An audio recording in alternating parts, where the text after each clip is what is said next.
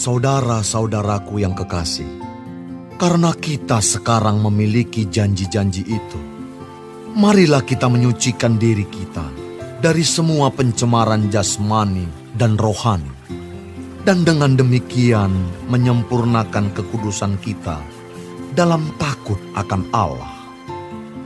Berilah tempat bagi kami di dalam hati kamu. Kami tidak pernah berbuat salah terhadap seorang pun. Tidak seorang pun yang kami rugikan, dan tidak dari seorang pun kami cari untung. Aku berkata demikian, bukan untuk menjatuhkan hukuman atas kamu, sebab tadi telah aku katakan, bahwa kamu telah beroleh tempat di dalam hati kami, sehingga kita sehidup semati.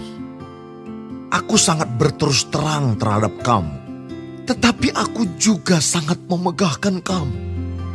Dalam segala penderitaan kami, aku sangat terhibur, dan sukacitaku melimpah-limpah. Bahkan ketika kami tiba di Makedonia, kami tidak beroleh ketenangan bagi tubuh kami. Di mana-mana kami mengalami kesusahan, dari luar pertengkaran, dan dari dalam ketakutan. Tetapi Allah yang menghiburkan orang yang rendah hati telah menghiburkan kami dengan kedatangan Titus. Bukan hanya oleh kedatangannya saja, tetapi juga oleh penghiburan yang dinikmatinya di tengah-tengah kami. Karena ia telah memberitahukan kepada kami tentang kerinduan, keluhan, kesungguhanmu untuk membela aku, sehingga makin bertambahlah sukacitaku. Jadi meskipun aku telah menyedihkan hatimu dengan suratku itu, namun aku tidak menyesalkannya. Memang pernah aku menyesalkannya, karena aku lihat bahwa surat itu menyedihkan hatimu, kendati pun untuk seketika saja lamanya. Namun sekarang aku bersuka cita, bukan karena kamu telah berduka cita, melainkan karena duka citamu membuat kamu bertobat. Sebab duka citamu itu adalah menurut kehendak Allah, sehingga kamu sedikit pun tidak dirugikan oleh karena kami. Sebab duka citamu menurut kehendak Allah menghasilkan pertobatan yang membawa keselamatan dan yang tidak akan disesalkan. Tetapi duka cita yang dari dunia ini menghasilkan kematian.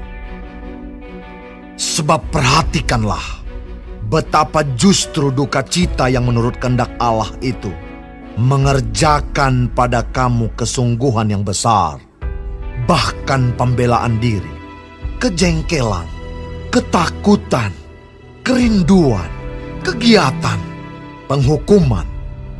Di dalam semuanya itu kamu telah membuktikan bahwa kamu tidak bersalah di dalam perkara itu.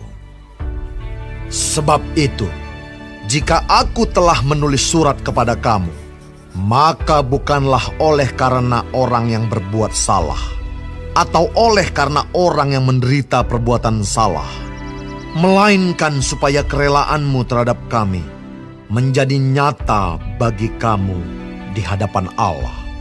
Sebab itulah kami menjadi terhibur. Dan selain penghiburan yang kami peroleh itu, kami lebih lagi bersuka cita oleh karena sukacita Titus, sebab kamu semua menyegarkan hatinya. Aku memegahkan kamu kepadanya, dan kamu tidak mengecewakan aku. Kami senantiasa mengatakan apa yang benar kepada kamu. Demikian juga kemegahan kami di hadapan Titus sudah ternyata benar. Dan kasihnya bertambah besar terhadap kamu apabila ia mengingat ketaatan kamu semua. Bagaimana kamu menyambut kedatangannya dengan takut dan gentar. Aku bersuka cita, sebab aku dapat menaruh kepercayaan kepada kamu dalam segala hal.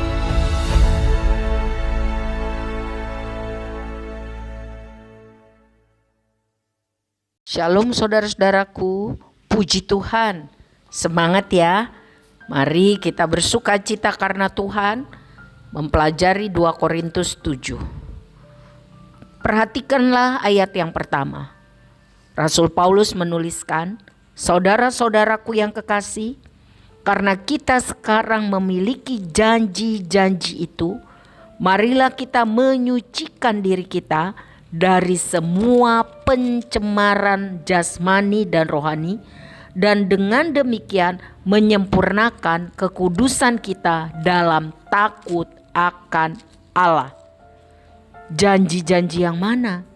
Saudara lihat di dari 2 Korintus 6 ayat 16 sampai 18. Ini janji Tuhan. Aku akan diam bersama-sama dengan mereka dan hidup di tengah-tengah mereka. Dan aku akan menjadi Allah mereka, dan mereka akan menjadi umatku. Sebab itu, keluarlah kamu dari antara mereka, dan pisahkanlah dirimu dari mereka, firman Tuhan. Dan janganlah menjama apa yang najis, maka aku akan menerima kamu. Ayat 18, dan aku akan menjadi bapamu, dan kamu akan menjadi anak-anakku laki-laki dan anak-anakku perempuan. Demikianlah firman Tuhan yang Maha Kudus. Saudara, jika orang yang percaya kepada Kristus tidak dapat menerima janji-janji anugerah Tuhan seperti yang tertulis dalam 2 Korintus 6 ayat 16 sampai 18, maka berarti orang tersebut tidak memiliki hidup yang terpisah dari dosa, alias tidak hidup kudus. Tidak heran ada banyak orang Kristen yang kehilangan sukacita dalam hidupnya. Tidak mendapat perlindungan Tuhan, tidak memperoleh jawaban doa, tidak ada kehadiran Tuhan sebagai Bapa. Karena apa? Karena membiarkan diri hidup berkompromi dengan dosa. Berarti kehilangan kehadiran dan janji Tuhan dalam hidup. Karena itu saudara, sebagai orang yang percaya kepada Kristus, kita harus sungguh-sungguh memutuskan untuk tidak kompromi dengan dosa. Tidak kompromi dengan dosa. Mari kita lanjutkan, lihat ayat 5 dan 6. Bahkan ketika kami tiba di Makedonia, kami tidak beroleh ketenangan bagi tubuh kami. Di mana-mana kami mengalami kesusahan, dari luar pertengkaran dan dari dalam ketakutan. Tetapi Allah yang menghiburkan orang yang rendah hati telah menghiburkan kami dengan kedatangan Kristus. Pengalaman yang dicatat Paulus bahwa ia harus mengalami hidup dengan banyak persoalan, banyak tekanan, ketakutan adalah juga hal yang lumrah bagi kehidupan orang-orang yang sungguh-sungguh dalam Tuhan. Tetapi bedanya dengan orang yang tidak sungguh-sungguh dalam Tuhan, ada Tuhan Yesus yang penuh belas kasihan, penghiburan dalam kehidupan. Tuhan bisa memakai cara apapun untuk menghibur kita. Kali ini melalui Titus, Tuhan menghibur Paulus. Jadi saudara, kita harus peka terhadap pimpinan Roh Kudus dan mau berempati untuk menghibur orang-orang yang memerlukan bantuan. Hidup bagi kemuliaan Tuhan dan berguna bagi sesama. Itu suatu hidup yang sungguh-sungguh luar biasa. Mari kita lanjutkan dengan ayat 10. Sebab duka cita menurut kehendak Allah menghasilkan pertobatan yang membawa keselamatan dan yang tidak akan disesalkan. Tetapi duka cita yang dari dunia ini menghasilkan kematian. Apa maksudnya? Pada bagian ini Rasul Paulus mengemukakan dua macam duka cita. Yang pertama, duka cita yang sungguh-sungguh karena sudah berbuat dosa akan menghasilkan pertobatan atau perubahan hidup dari dalam dosa berbalik kepada hidup bagi Tuhan. Hal ini membawa keselamatan. Dan yang kedua, orang yang tidak mau bertobat sering hanya berduka cita atau menyesal saja, tapi tidak mau berubah. Hidup bagi Kristus hanya menyesal. Sementara tidak ada perubahan hidup. Hal ini jelas Roma 6 ayat 23 mencatat mengakibatkan kematian dan hukuman kekal. Sebab upah dosa ialah maut. Serta di Matius 13 ayat 49 sampai 50 menerangkan kepada kita, demikianlah juga pada akhir zaman.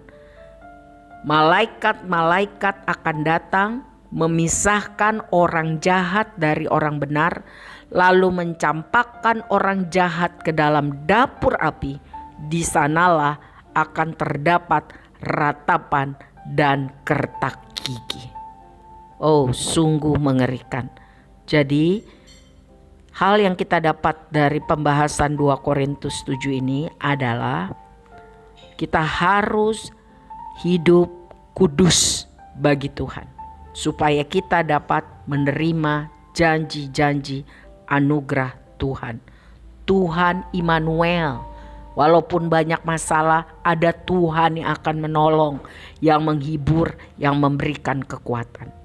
Yang kedua, kita harus berempati kepada orang yang susah. Peka terhadap pimpinan Roh Kudus, supaya hidup kita diberkati dan menjadi berkat. Dan yang ketiga, kita harus hidup sekali lagi dalam pertobatan. Berbalik dari hidup dalam dosa kepada hidup bagi Tuhan. Hal ini membawa keselamatan. Amin. Tuhan memberkati saya dan saudara untuk menjadi pelaku-pelaku firman.